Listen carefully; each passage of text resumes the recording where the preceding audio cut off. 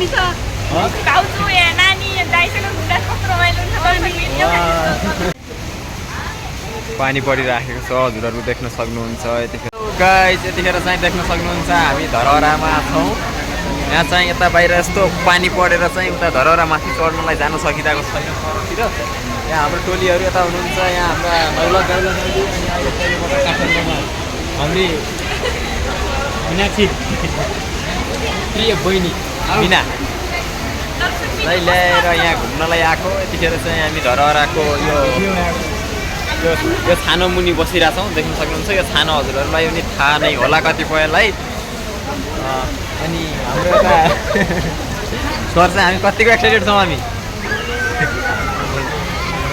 भन न एक्साइटेड नै छैन जाँगरै नै यहाँ अरे हाम्रा बेहुली दिवकी त्यो त हाम्रो कतिको एक्साइटेड छौँ आज हामी सँगै धरहरातिर आउँदाखेरि कतिको एक्साइटेड छौँ हामी यहाँ आउनु भनेको उसलाई सोधा उसलाई उनीको कारणले आयो कतिको खुसी छौँ हामी एकदम खुसी हो अनि बेहुलो चाहिँ बेहुलै बेहुले देउलो अनि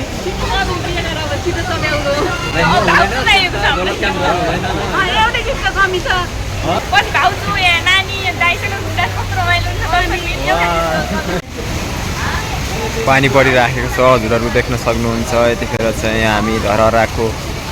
तल भुइँमा छौँ धरहरा चाहिँ यता छेउतिर छ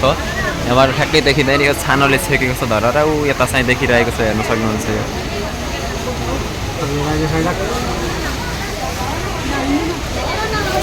एकदम खुसी छन् हाम्री मिना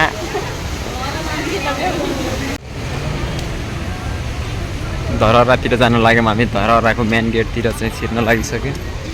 यता हुनुहुन्छ हाम्रो टोली ऊ दुईजना पछाडि दुईटा यता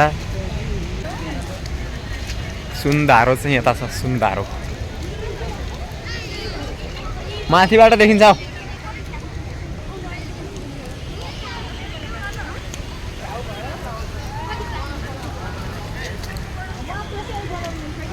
फाइनल्ली हामी चाहिँ अब माथि जानको लागि लिफ्टमा चाहिँ लाइन लाग्नुपर्ने अवस्था भएको कारणले गर्दाखेरि चाहिँ यता लाइनमा बस्नुपर्ने भएको कारणले चाहिँ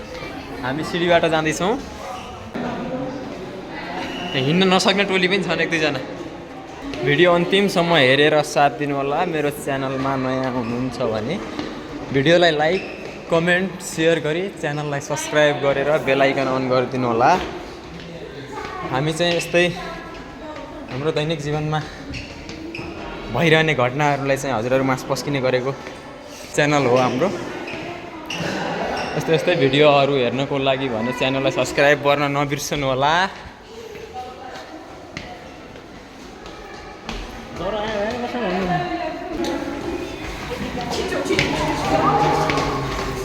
पाँच तलामा आइयो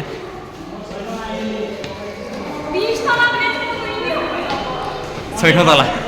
माथि टपमा गएर चाहिँ भिडियो बनाउन सकिएन किनकि हामी तलबाट माथि चढ्दै गर्दा माथि नपुग्दै ठुलो पानी परेको कारणले चाहिँ भिडियो कैद गर्न सकिएन।